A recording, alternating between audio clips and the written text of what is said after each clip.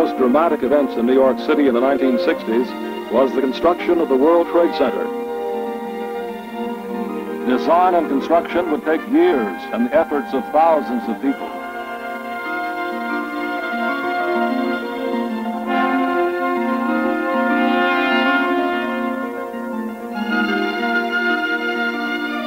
A project of this size created enormous challenges that demanded the use of dramatic new engineering concepts.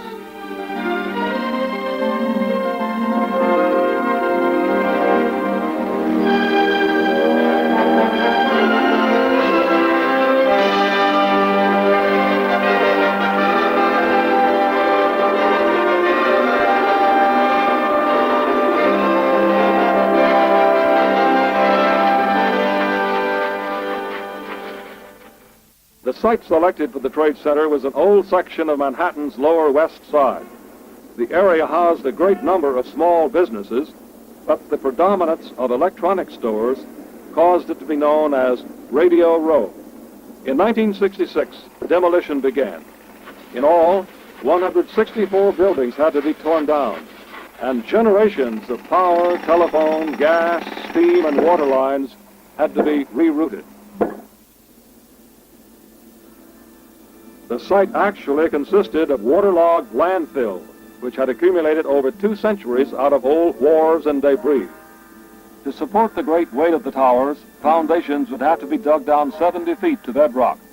Meanwhile, orders were placed for the 200,000 tons of steel which would be needed for construction. Individual pieces were prefabricated and rarely interchangeable. Moreover, there would be no room to stockpile materials at the construction site. This created a tremendous logistical problem. Steel sections would have to arrive at the site in the exact order and at the exact time needed. To meet this challenge, Port Authority engineers used a computerized system known as Critical Path Method, or CPM. CPM would coordinate every aspect of construction, track the flow of materials, and minimize any delays. In August 1968, actual steel construction began. Kangaroo cranes, imported from Australia, were used for the first time in the United States. The cranes were assembled on top of the core columns. Each could lift 60 tons at a time. 70 feet up at street level, steel trees were put into place around the perimeter of the towers. These trees would transfer the load of the exterior wall to the more widely spaced columns now anchored to bedrock.